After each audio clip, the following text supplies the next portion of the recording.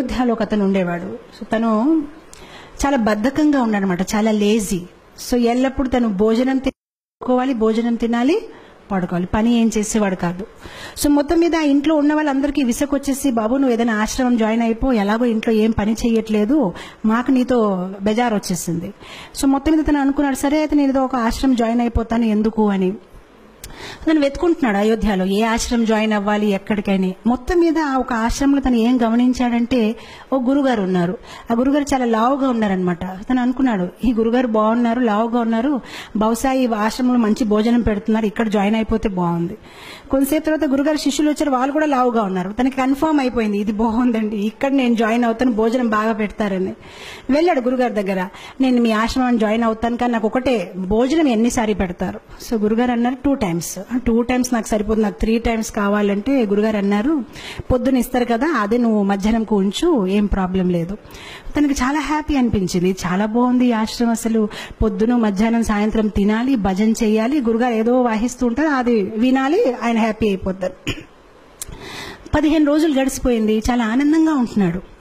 15 రోజుల తర్వాత ఒకరోజు పొద్దున ఏం చూశాడంటే, వంట ఏం అవ్వట్లేదు, అక్కడ ఏం జరగట్లేదు, వంట గదిలో ఎవరు లేరు, అందరు ఏదో జపం చేస్తున్నారు. సో తన అడుగుతున్నాడు అందరికీ, ఏంటండి ఈరోజు ఏం వంట చెయ్యరండి? సో అప్పుడు వాళ్ళు చాలా కోపంతోనే, అవే ఈరోజు ఏకాదశి. ఏకాదశియా అంటే నాకెవరు చెప్పలేడండి, ఏకాదశి అంటే ఏంటి తెలియదా, ఏకాదశి అంటే ఈరోజు భోజనం ఉండదు అని. అప్పుడు తను చాలా కోపం అయిపోయాయి, ముందు చెప్పవలసింది, అలాంటప్పుడు భోజనం నేను ఇంకేదో ఆశ్రమం చూసుకుంటా. బాబు నువ్వు ఏ ఆశ్రమం వెళ్ళినా ఏకాదశి రోజు తినకూడదు. అప్పుడు తిన్నంగా ఆయన గురుగారి దగ్గరికి వెళ్ళిపోయారు, గురుగారు నన్ను కాపాడండి, నేను ఏకాదశి అయితే చేయలేను, ఒకవేళ నా చేత ఏకాదశి చేయించారనుకోండి, నేను ద్వాదశి చూడలేను, నేను పోతాను, నాకు ప్రసాదం అయితే కావాలి, ఇంకే పని చేయమంటే చేస్తాను, కానీ భోజనం లేకుంటే నేను ఉండలేనని. సో గురుగారు అన్నారు, బాబు నీ గురించి అయితే ప్రత్యేకంగా వంట చేయడం అవ్వదు, అయితే ఒక పని చేసుకో, అటు చూడు ఆ కొండ ఉంది కదా, కొండ పక్కన చెరువు ఉంది కదా, అక్కడికి వెళ్ళి నువ్వు వంట చేసుకొని నువ్వు తిను, కావాలంటే మేము సౌకర్యాలు ఇస్తాము. సో గురుగారు స్టోర్ మేనేజర్ చెప్పారు, తనకు 1 kg ఆట, 1 kg రైస్, 1 kg దాలు అన్ని ఇచ్చేయని. తను అన్ని తీసుకుని వెళ్తున్నారు. గురుగారు అన్నారు, ఒకటి మాత్రం జాగ్రత్త, నువ్వు ఏది వంట చేసినా భగవంతుడికి నైవేద్యం పెట్టాలి. సరే అంటాడు, వెళ్తాడు, కష్టపడతాడు, తనకి బద్ధకం ఎక్కువ కదా, ఎప్పుడు వంట చేయలేదు, చాలా కష్టపడి వంట తయారు చేస్తాడు, కానీ అంత టేస్ట్గా లేదు, ఏ చపాతీలు కాలిపోయాయి, ఏదోటి అవుతుందనమాట. మొత్తం మీద వంట తయారైపోయింది.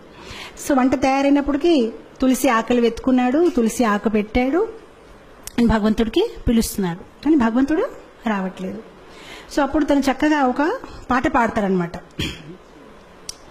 సో చెప్తాడు, प्रभु राम आइए, राजा राम आइए, मेरे भोजन को भोग लगाइए। प्रभु राम आइए, राजा राम आइए, मेरे भोजन को भोग लगाइए. చాలా ప్రేమతో పాడుతున్నా, రాజారాం ప్రభురాం రండి, నేను భోజనం తయారు చేశాను, మీరు వచ్చి స్వీకరించండి. భగవంతుడు రావట్లేదు. తను ఆలోచించాడు, ఎందుకు రావట్లేదు అంటే, తనకేమనిపిస్తుందంటే భగవంతుడు స్వయంగా వస్తాడు. ఇప్పుడు మనకైతే అర్థమైపోయింది, మనం ఏదో యాంత్రికంగా పెడతాము, కానీ భగవంతుడు స్వయంగా వచ్చి తీసుకోవడం అనేది లేదు. కానీ తను చాలా అమాయకుడు, తను అనుకుంటే నిజంగా స్వామి వస్తారేమో, స్వీకరిస్తారేమో అని తను వెయిట్ చేస్తున్నారు, కానీ భగవంతుడు రావట్లేదు. అప్పుడు తను ఆలోచిస్తానమాట, తనకు ఒక ఐడియా వస్తుంది, ఓహో ఎందుకు భగవంతుడు రావట్లేదంటే, గుడిలో అయితే రాజభోగం, పకోడీలు, పూరీలు, పాయసము అన్ని తయారు చేస్తారు, నేనేదో సింపుల్ గా రైస్ దాల్ తయారు చేస్తాను, అందుకోసం రావట్లేదేమో అని. సో అప్పుడు తను భగవంతుడికి వాదిస్తారనమాట. తను భగవంతుడితో అంటారు, భూల్ కరోగే యది తజ్ దోగే భోజన్ రూఖా సూఖా, एकादशी आज मंदिर में है, बैठे रहोगे भूखे, राजा राम आइए, प्रभु राम आइए, मेरे भोजन को भोग धराइए. సో తను అంటాడు, బహుశా మీరు అనుకుంటున్నారు ఇతని దగ్గర ఎందుకు వెళ్ళాలి, నేను చక్కగా గుడికి వెళ్ళి అక్కడ పూరీలు పకోడాలు తింటాను, కానీ తప్పు చేస్తున్నారు, గుడిలో ఏకాదశి ఉంది, ఆకలిగా కూర్చుంటారు, ఏమీ దొరకదు, కనీసం నేను ఎంతో కొంత పెడుతున్నాను, వచ్చి తీసుకోండి, అది కూడా మిగలదు అని. ఎప్పుడైతే ఇలా పాడడం మొదలు పెట్టారు భగవంతుడు నవ్వొస్తుంది. సో భగవంతుడు సీతామాతతో అన్నారు, సరే రా తినేసి వస్తామని. సో సీతామాతని తీసుకుని భగవంతుడు వెళ్తారనమాట అక్కడ నైవేద్యం తీసుకోవడానికి. ఎప్పుడైతే భగవంతుడు వస్తారో తను భగవంతుని చూసి ఆనందించడు. తను సీతామాత వైపు చూసి ప్రసాదం వైపు చూస్తాడు, సీతామాత వైపు చూసి ప్రసాదం వైపు చూస్తాడు. తను ఆలోచిస్తాడు, నేను ఒక్కరిని పిలిస్తే ఇద్దరు వచ్చేసారేంటి. సో ప్రసాదం వైపు సీతామాత, ప్రసాదం అప్పుడు శ్రీరాముడు అడుగుతారనమాట, ఏ నీకు ఆనందంగా లేదు? ఆనందంగానే ఉందండి, రండి కూర్చోండి అంటాడనమాట. మనసులో ఆలోచిస్తారనమాట, ఒక్కరిని పిలిస్తే ఇద్దరు వచ్చారు, సరిపోదేమో భోజనము, నాకు వీళ్ళు ఏకాదశి చేపించే ఉంటారేమో ఈరోజు అని. సో మొత్తం మీద భోజనం పెడతారు, వాళ్ళిద్దరు తింటారు, హ్యాపీగా వెళ్ళిపోతారు, తిని ఏకాదశి చేసుకుంటారు, ఎందుకంటే ఇంకేం మిగిలేదు. ఇంకో 15 రోజులు గడిచిపోతాయి, మళ్ళీ ఏకాదశి వస్తుంది. ఈసారి తన గురుగారికి చెప్తాడనమాట, గురుగారు 1 కేజీ ఆట సరిపోవట్లేదు, 2 భగవాన్లు వస్తున్నారు, మీరు 1 భగవాన్ 2 వస్తున్నారు, ఇంకా కొంచెం ఇవ్వండి. గురుగారు అనుకుంటాడు, తిని కొంచెం లావుగా ఉన్నాడు కదా, భోజనం ఎక్కువ కావాలి, ఏం మాట్లాడుతున్నారు ఏంటో, సరే తీసుకువెళ్ళి ఇంకా కొంచెం ఆట, ఇంకా కొంచెం దాల్ అంటారు. ఈసారి తీసుకువెళ్తాడు, చక్కగా వంట చేస్తాడు, తులసి ఆకులు పెడతాడు, మళ్ళీ స్టార్ట్ చేస్తాడు. ఈసారి భజన్ మార్చేస్తాడు, రాజా రామాయియే సీతా రామాయియే మేరే భోజన్ కో భోగ ధరాయియే. ఈసారి ఇద్దరిని పిలిచాడు, రాజారామ రండి, సీతారామ రండి. భగవంతుడు ప్రత్యక్షం అయిపోతారు. కానీ ఈసారి లక్ష్మణ్ని తీసుకొస్తారు. సో భగవంతుడు అంటారు, నీకు ఆనందంగా లేదా? మేము వచ్చేసామంటే ఆనందంగానే ఉందండి, కానీ లక్ష్మణ్ వైపు చూస్తారు, ప్రసాదం వైపు చూస్తారు, లక్ష్మణ్ వైపు చూస్తారు. ఇద్దరిని పిలిస్తే 3 వచ్చారు.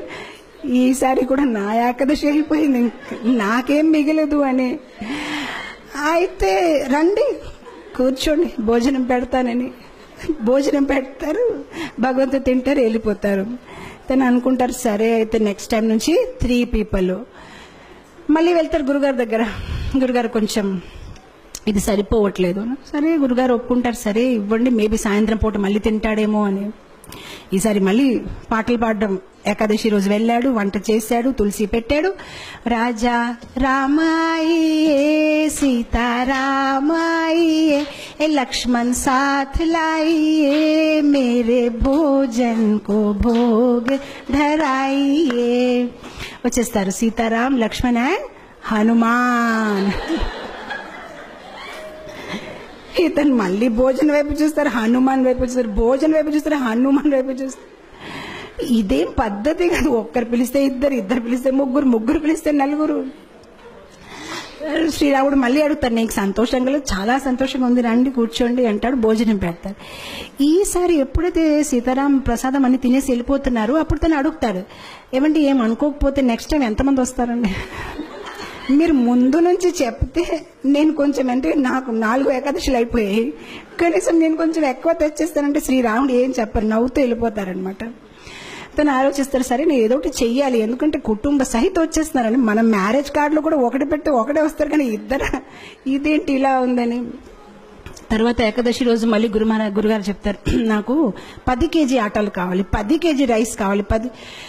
గురుగారు అనుకుంటారు, ఇదేదో ప్రాబ్లం ఉంది, బహుశా తను అమ్మేస్తున్నాడేమో, ఎంత ఎవరు తినలేరు, తప్పకుండా అమ్మేస్తున్నాడు. సో గురుగారు అంటారు శిష్యులతోనే, పర్వాలేదు తను అడిగింది ఇచ్చేయండి, తర్వాత మన పని చూద్దామని ఇచ్చేస్తారు. ఇప్పుడు గురుగారు అంటారు శిష్యులతోనే, మనం ఏం చేద్దామంటే కొంతసేపు తర్వాత వెనక వెళ్ళి చూద్దాం, ఎక్కడ అమ్ముతున్నారు, ఏ షాప్లో వెళ్ళి అమ్ముతున్నాడు. ఈసారి వెళ్ళాడు, తను సామాన్లన్నీ దింపాడు, కానీ వంట చేయలేదు. వంట చేయకుండా పాటలు పాడడం మొదలు పెట్టారు. సీతారామాయియే రాజా రామాయియే లక్ష్మణ సాథ్ లాయియే హనుమాన్ లాయి మేరే భోజన్ కో భోగ ధరాయియే. వచ్చారు సీతారామ లక్ష్మణ్ హనుమాన్ భరత్ శత్రుఘ్న కౌశల్య సుమిత్ర కైకేయి మొత్తం పరివార కుటుంబం అందరూ వచ్చేసారనమాట.